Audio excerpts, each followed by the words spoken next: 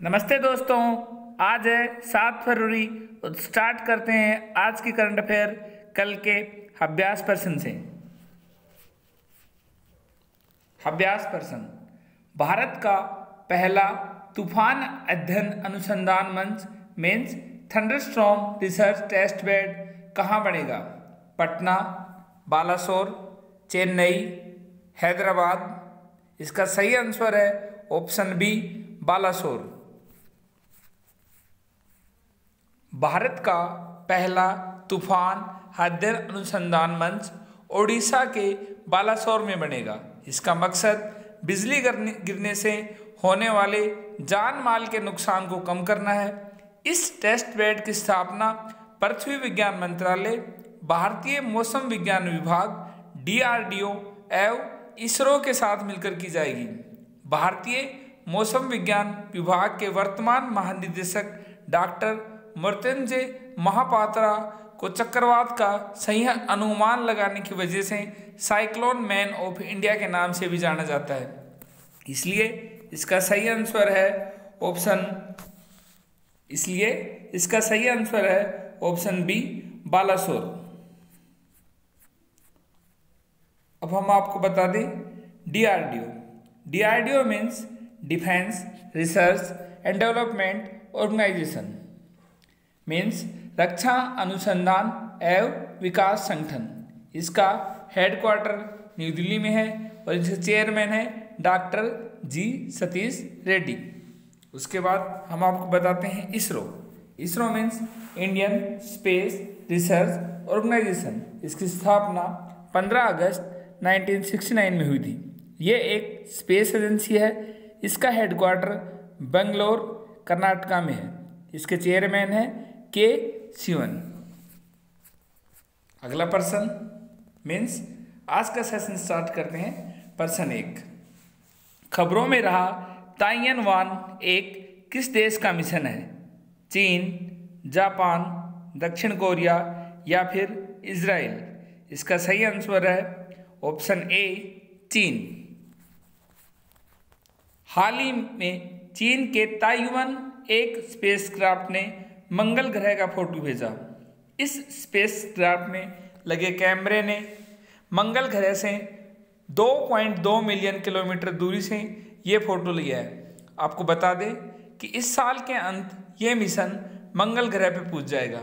ये मिशन पिछले साल जुलाई में लॉन्च किया गया था। इसमें एक ऑर्बिटर, एक लैंडर और एक रोवर है। इसका मकसद मंगल ग्रह की सतह पर अध्ययन करना है। इसलिए इसका सही आंसर है ऑप्शन ए, चीन। हम आपको बता दें कि चीन की कैपिटल बीजिंग है।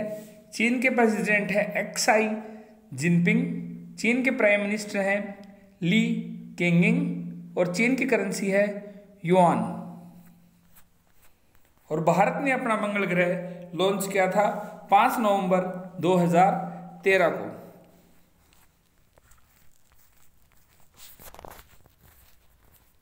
अगला प्रश्न 2, MCA 21 वर्जन 3.0 किस मंत्रालय द्वारा लॉन्च किया जाएगा? शिक्षा मंत्रालय, विज्ञान एवं प्रौद्योगिकी मंत्रालय, कॉर्पोरेट कार्य मंत्रालय, रक्षा मंत्रालय? इसका सही आंसर है ऑप्शन सी, कॉर्पोरेट और कार्य मंत्रालय। कॉर्पोरेट कार्य मंत्रालय means ministry of corporate affairs वित्त वर्ष 2021-22 के दौरान MCA 21 वर्जन 3.0 लॉन्च करेगा। इस संस्करण में ई न्यायिक निर्णय, ई परामर्श और अनुपालन प्रबंधन के लिए अतिरिक्त मॉड्यूल बनेंगे।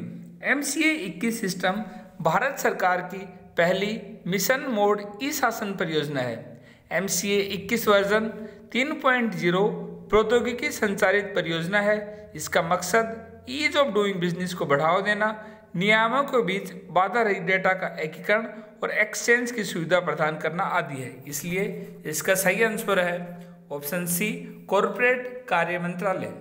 अगला प्रश्न 3, समग्र शिक्षा के तहत वित्त पोषित आवासीय विद्यालयों और छात्रावासों का नाम किनके नाम पर रखने का फैसला किया गया है? महात्मा गांधी, अटल बिहारी वाजपेयी, दीनदयाल उपाध्याय या फिर नेताजी सुभाष चंद्र बोस? इसका सही आंसर है ऑप्शन डी, नेताजी सुभाष चंद्र बोस। शिक्षा मंत्रालय ने समग्र शिक्षा के तहत वित्त पोषित आवासीय विद्यालयों और छात्रावासों का नाम नेताजी सुभाष चंद्र बोस के नाम पर रखने का निर्णय लिया है। अब इनका नाम सुभाष चंद्र बोस आवासीय विद्यालय छात्रावास होगा। इसलिए इसका सही आंसर है ऑप्शन डी, नेताजी सुभाष चंद्र बोस। अगला प्रश्न 4, देश की पहली चिकित्सा शिक्षा छात्र बीमा योजना किस राज्य में शुरू होगी? राजस्थान, बिहार, मध्य प्रदेश या फिर गुजरात? इसका सही आंसर है ऑप्शन सी, मध्य प्रदेश। देश की पहली चिकित्सा शिक्षा छात्र बीमा योजना मध्य प्रदेश में शुरू होगी। इसमें चिकित्सा शिक्षा छात्र मीन्स मेडिकल एजुकेशन स्टूडेंट को उनकी पढ़ाई की पूरी अवधि में राज्य सरकार द्वारा बीमा प्रदान किया जाएगा। इस बीमा योजना के लिए वार्षिक प्रीमियम की राशि संबंधित महाविद्यालय द्वारा वहन की जाएगी।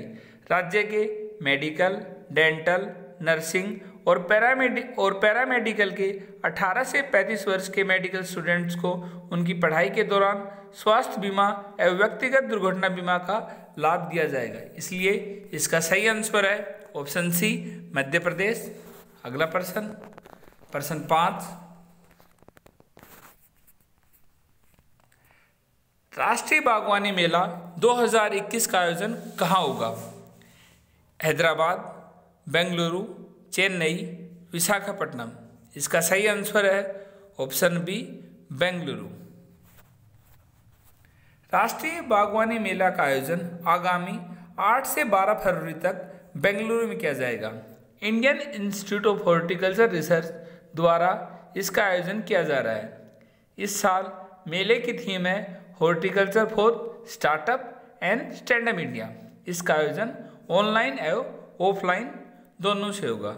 देश के किसान अपने नज़दीकी कृषि विज्ञान केंद्र में अपना नाम पंजीकृत करा के इस मेले में भाग ले सकते हैं एवं कृषि वैज्ञानिकों से सवाल पूछ सकते हैं। कृषि वैज्ञानिक किसानों को बीजों एवं क्रॉप पैटर्न के बारे में बताएंगे और फसल में होने वाली बीमारियों को नियंत्रित करने के तरीके बताएंगे। इसलिए इसका सही आंसर है ऑप्शन बी, बेंगलुरु। बेंगलुरु कर्नाटक की राजधानी है। अगला प्रश्न 6, अंतर्राष्ट्रीय उद्योगों की जरूरत के लिहाज से युवाओं को प्रशिक्षित करने के लिए उत्तर प्रदेश ने निम्नलिखित में से किसके साथ मिलकर निःशुल्क ट्रेनिंग प्रोग्राम लॉन्च किया है? IIT Kanpur, IIT BHU, Coursera, centum learning? इसका सही आंसर है ऑप्शन सी, कोर्सेरा। उत्तर प्रदेश सरकार के development of vocational education and skill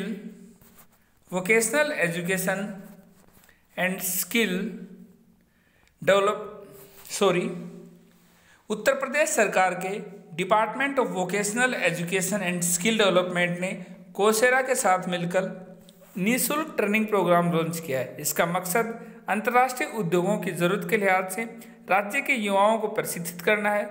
इस प्रोग्राम के तहत युवाओं को कोर्सेरा द्वारा ट्रेनिंग दिया जाएगा और ट्रेनिंग पूरा करने के बाद कोर्सेरा युवाओं को एक सर्टिफिकेट देगा जो बहुत सारे देशों में स्वीकार्य होगा। कोर्सेरा अमेरिका के एक इंटरनेशनल डिजिटल लर्निंग प्लेटफॉर्म है। इसलिए इसका सही आंसर है ऑप्शन सी, कोर्सेरा। अगला प्रश्न 7, हाल ही में किस राज्य केंद्र शासित प्रदेश की कैबिनेट ने मुख्यमंत्री विज्ञान प्रतिभा परीक्षा छात्रवृत्ति योजना को मंजूरी दी है? Option A Delhi, option B Puducherry, Bihar या फिर झारखंड? इसका सही आंसर है ऑप्शन ए दिल्ली। बीते दिनों दिल्ली कैबिनेट ने मुख्यमंत्री विज्ञान प्रतिभा परीक्षा छात्रवृत्ति योजना को मंजूरी दी है।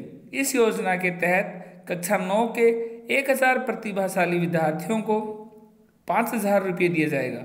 इस विद्यालय के स्तर पर साइंस एजुकेशन को बढ़ावा मिलेगा। इसलिए इसका सही आंसर है ऑप्शन ए दिल्ली। अगला प्रश्न 8, राष्ट्रीय संरक्षा परिषद मीन्स नेशनल सेफ्टी काउंसिल का अध्यक्ष किसे नियुक्त किया गया है? अमित त्रिपाठी, विजय गोखले, एस.एन. सुब्रमण्यम, दीपक घोष। इसका सही आंसर है option C, S N. Subrahmanyam. Shri S N. Subrahmanyam को 3 साल की अवधि के लिए नेशनल सेफ्टी काउंसिल का अध्यक्ष नियुक्त किया गया है। नेशनल सेफ्टी काउंसिल नई व्यावसायिक सुरक्षा, स्वास्थ्य और कार्य शर्तों 2020 के तहत कार्य स्थलों पर सुरक्षा सुनिश्चित करने में अहम भूमिका निभाता है। श्री एन सुब्रमण्यम एक प्रतिष्ठित इंजीनियर हैं जिन्होंने कई वर्षों तक एक नामी कंपनी L&T में भी काम किया है। नेशनल सेफ्टी काउंसिल की स्थापना 1966 में श्रम मंत्रालय द्वारा की गई थी, इसलिए इसका सही आंसर है ऑप्शन सी, एस.एन. सुब्रमण्यम। अगला प्रश्न 9, हाल ही में किस देश ने आर्टिफिशियल एनर्जी आइलैंड प्रोजेक्ट को मंजूरी दी है? Denmark, Bharat, Australia, Japan. इसका सही आंसर है ऑप्शन ए, डेनमार्क। हम आपको बता दें डेनमार्क एक यूरोप की कंट्री है और इसकी कैपिटल है कोपहेगन। डेनमार्क की सरकार ने आर्टिफिशियल एनर्जी आइलैंड प्रोजेक्ट को मंजूरी दी है। इसके तहत 2 एनर्जी आइलैंड बनाए जाएंगे। एक एनर्जी आइलैंड उत्तरी सागर और दूसरा बाल्टिक सागर में बनाया जाएगा। ये आइलैंड डेनमार्क और पड़ोसी देशों को पावर सप्लाई करेंगे। यह आइलैंड एक प्लेटफॉर्म पर आधारित संकल्पना है जो विद्युत का उत्पादन आसपास के अपतटीय तंत्र से होता है, इसलिए इसका सही आंसर है ऑप्शन ए, डेनमार्क। अगला प्रश्न 10, संयुक्त राष्ट्र ने अपना जलवायु दूत किसे नियुक्त किया गया है? Greta Thunberg, Michael Bloomberg, Jeff Bezos, Michael Jacob. इसका सही आंसर है ऑप्शन बी, माइकल ब्लूमबर्ग।